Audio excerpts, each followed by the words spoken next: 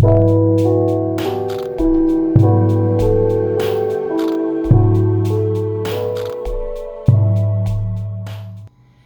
there, welcome to Starseed Love. I am Tara, and this is going to be your monthly astrology forecast for July of 2021.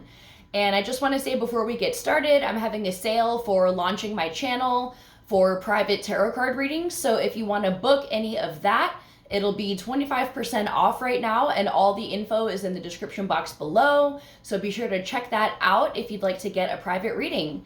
And also, if you can like, comment, share, and subscribe, that'll really help my channel out as I'm still kicking things off on YouTube. So it would really help me out, and I would really appreciate it. So June was a hell of a month with Mercury retrograde, bunch of planets retrograde. It was a shit show. And I feel like this retrograde really affected people more than usual. And I don't know if it had to do with eclipse season or just everything else going on, but it was insanity. So I'm sure you are excited, like I am, that starting June 22nd, Mercury is going to be direct. It's still going to be in a shadow period until July 12th. So after that point, it'll be more smooth sailing. I mean, we've still got some stuff going on, and, you know, Mercury isn't responsible for all of the chaos, but it'll definitely ease some of the tensions that have been going on. So be looking forward to that. And the shadow period after, you know, basically from the 22nd to the 12th, you'll still feel the effects here and there maybe, but it'll be a noticeable difference. So that'll be nice. We are now in Cancer season, so starting on June 22nd, it is the crab season, and very nurturing emotionally. This will be about really diving into your spirituality, and it can also be mother issues that you can be healing at this time, and just a lot of self-reflection, emotional vulnerability. So, you know, if you don't have a lot of water in your chart, Cancer season can be kind of overwhelming because you can be feeling a lot more than normal, emotionally speaking. But if you allow yourself to surrender into it, it can be a really big blessing. And, you know, try to embrace the overflow of emotions and love that you can feel, because this can extend towards you and your loved ones in your life. So it can be a really beneficial energy. In July, we also have like 4 planets and 1 asteroid retrograde. It's going to be, which have been the case, Jupiter, Neptune, Saturn, Pluto, and Chiron are all going to be retrograde. They've all been retrograde, except for Chiron, which will be going retrograde on the 15th of July, and we'll get more into that later. But all of these, most of them are ending in October, so this is a very long-term retrograde period, and because they're outer planets, the effects aren't going to be felt as much as like Mercury retrograde, so, or Venus, which is always crazy if you've gone through those. But yeah, they'll be influencing our lives in different areas, and, you know, with like Saturn being retrograde, a lot of people are having karma come up, whether it's good or bad, depends on what you've been putting out there. You know, Neptune going retrograde will be kind of assisting you in getting realistic about what dreams you have and figuring out where your soul's path is being guided to. Then with Pluto retrograde, it's kind of uncovering your inner shadow self, and with Mercury retrograde, it was also really highlighting areas of your inner self that need to be healed and recognized, and just having some light shed on it and love surrounding it. So, you know, just pay attention to things that are coming up, especially with Chiron going retrograde, because that's like the wounded warrior energy, the wounded heart, and it can be bringing up issues in your past, maybe inner child woundings that need to be addressed. So just be gentle with yourself. And I always say, you know, these are just like points of guidance and reference that you can use to bring some awareness to that. but the universe will show you what needs to be healed. So if you have something that triggers you, focus on that. Maybe that week, be like, okay, what triggered me? What caused that? Why does this make me so emotional? Why do I react like that? What does it take me back to in my past? And just go with it, because like I said, the universe is going to be giving you thing by thing, moment by moment, and you don't have to be like digging and searching for things that need healing. Like it will be prompted. So you just need the awareness to be like, okay, this is what's coming up. I'm going to look at this right now. So starting with July 3rd, we have Mars in Leo squaring Uranus in Taurus. So squares in astrology are kind of points of friction and things that come up that can be solved. It's not problems. It can arise as problems and issues and like stressful situations, but they can be resolved with effort and compromise. So just keep that in mind. Mars being a planet of aggression, passion, competition, courage. Uranus being like unpredictable change, rebellion, like being eccentric and like breaking away from the norm. So with these two squaring each other, it can really be focusing on, and I meant to say, especially with Uranus being in Taurus, this is going to be highlighting ways that we can break out of societal conditioning in our own lives, but also in terms of like the government and our global political climate.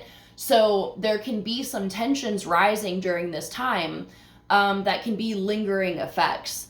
So, just pay attention to like how you can break free from like traditions and things that may be outdated.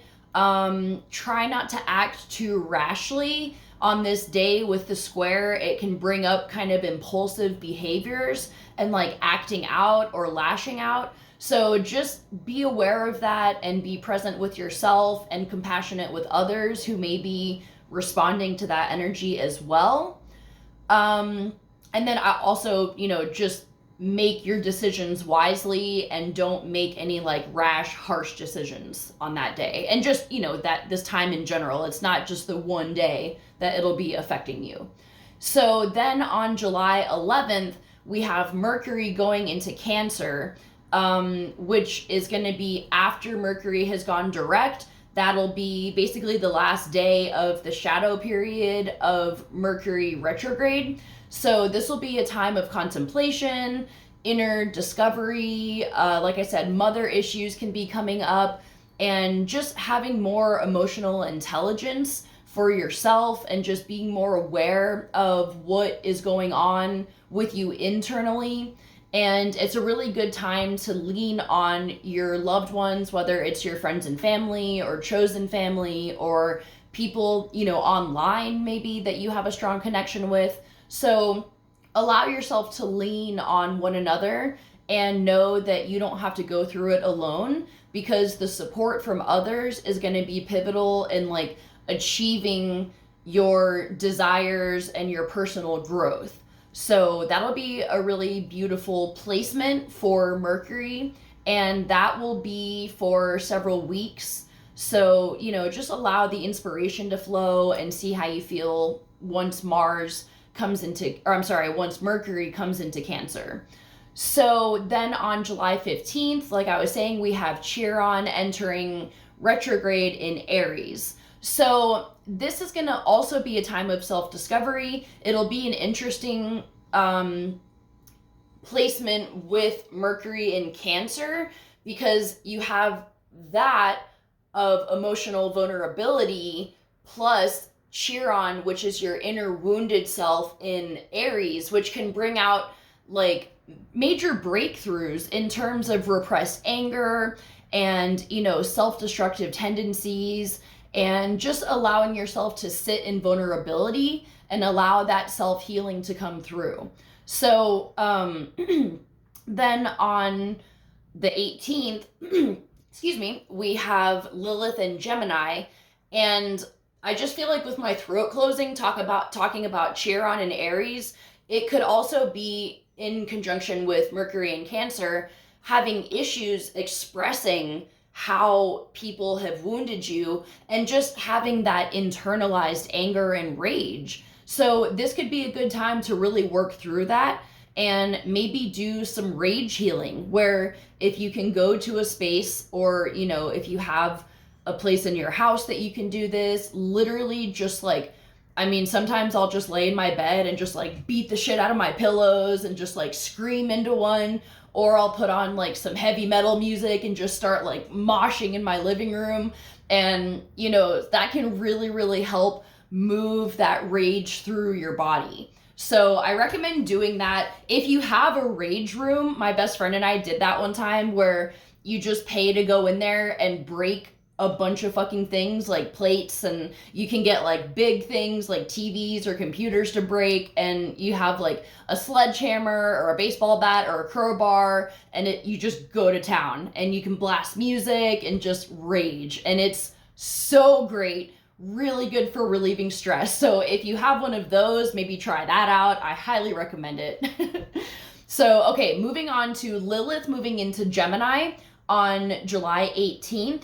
This is also, you know, everything in astrology kind of goes off of one another, and each placement, like every year, even though we have each planet and asteroid moving through each of the signs, it's the combination of all of them together that is unique throughout time. So with Lilith and Gemini mixed with Chiron and Aries, it can be healing of resentment, repression, things that you've been holding back from yourself and from others.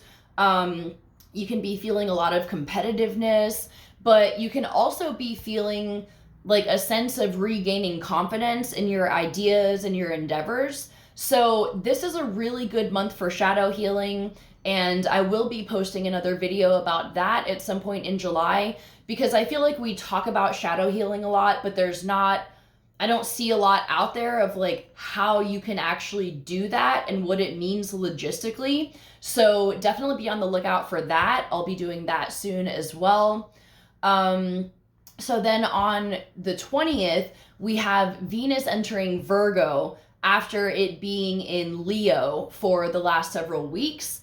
And if you watch the last forecast, Venus in Leo is very creative and expressive and high energy, very passionate, very sensual, in a fiery way. So with Venus now moving into Virgo, it's gonna be more, you're like, okay, we had our fun, you know, things got hot and heavy, and now we're gonna tone it down and focus on the stability of your love life and your relationships, and really focusing on what is working and what isn't working in your love life and your relationships in general. And, you know, just allowing yourself to, you might feel more inspired to give to your loved ones or do acts of service for people, and really just embodying the giving energy of Virgo.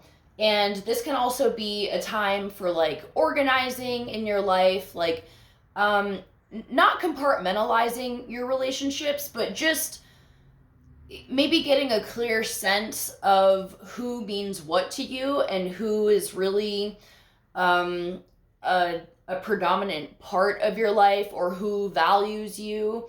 And then also just, you know, wanting to take care of business and things, and feeling slightly over-analyzing, like you may be overthinking certain things about love at this time. So try to just bring yourself back to being grounded. If you feel yourself like just starting to let your mind go and you're just like freaking yourself out, over-analyzing everything, and just remember that Virgo can contribute to that with it, with Venus being in Virgo. So, but it can also be productive because you can rationalize things maybe in an easier and more logical way. Whereas when it was in Leo, it would have been more emotional based and like reactivity from an emotional sense. So this can be a really beautiful, like, healing time for your relationships, and just also a very sensual time as well. more focused on like the intimacy of being together instead of just like the heat of the moment passion type energy. So then on the 22nd, we have the sun moving into Leo, which will be really great after Cancer season because Cancer can be draining sometimes. I mean, I'm not hating on Cancer energy because I think it's really beautiful and healing, but it can be a very deep introspective time. So once we move with the sun into Leo, it can be a very expressive time. Like you kind of come out of your shell and you start feeling very expressive in your creativity and wanting to, socialize some more and nurturing your inner child and just having some fun all around. So then we have on the 27th, we have Venus in Gemini squaring Neptune in Pisces. So this is going to be,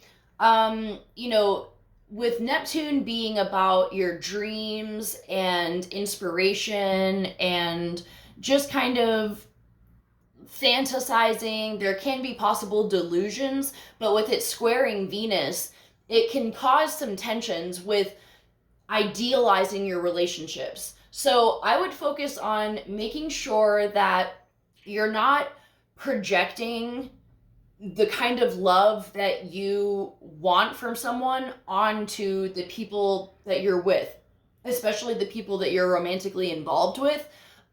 This can bring up any issues of that. Like, let's say you meet someone and you idealize them and you make them out to be this person based off of what you want. But when this square happens, you could be realizing like, oh, maybe this person isn't who I've built them up to be in my mind. So I would focus on trying to love people for who they are and who they present themselves to be without idealizing them and projecting your own wants and desires onto the people in your life. So then on the 27th, we have Mercury moving into Leo. So this is going to be, feeling creative with your words and maybe telling people how you really feel about them, maybe expressing love and passion to people that maybe you haven't talked about that with before, or reaffirming your love to people that are in your life and just feeling very giving in terms of your love with the people in your life. And it can be ease of conversation and just trying to, maybe make more friends, maybe socialize, maybe getting out and about, and you could be meeting a lot of people at this time or making new friends. And also, it would be a good time if you are somebody who wants to be leading people with inspiration or motivating people to join a cause. This would be a really great time to put that out there, or even to jot down, like it, if you're on social media, this would be a good time to like maybe write some posts up. That way you can post in the future, because the creative energy with your words is going to be flowing very easily, and it can help you motivate people to like join your cause or to fight for their dreams and that type of energy. So then on the 28th, we have Jupiter retrograde, which will already be retrograde, but it'll be moving into Aquarius. So this is going to be a time where you can really reflect on the causes that you are a part of, or the things that you really believe in.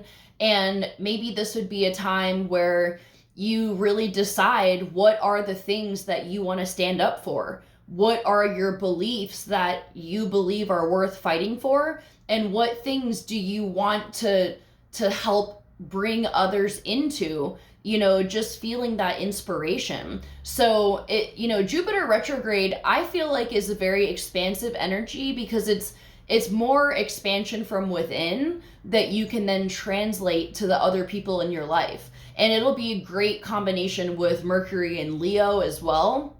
So that'll be very positive. And then on the 29th of July, we have Mars entering Virgo. So then we'll have Mars and Venus in Virgo after having them both in Leo. So this will be more about like dedicating to your work life and just organizing, being productive with things that matter to you. And, you know, after Mars being in Leo, which is kind of a time where you might be inspired and you're coming up with all these ideas of things that you want to do, Mars moving into Virgo is going to help you in creating a plan of how you can actually implement that into your life. So you might also have some trouble like making quick decisions. And, you know, like I said, with Mars and Leo, it could have been an impulsive time. But now with it in Virgo, you're kind of scaling it back and you're thinking things through before you actually make your choices. And this will also highlight the idea of control being an illusion, because Virgos can be control freaks or at least have issues with surrendering control. I mean, we all do, but, you know, especially Virgo energy.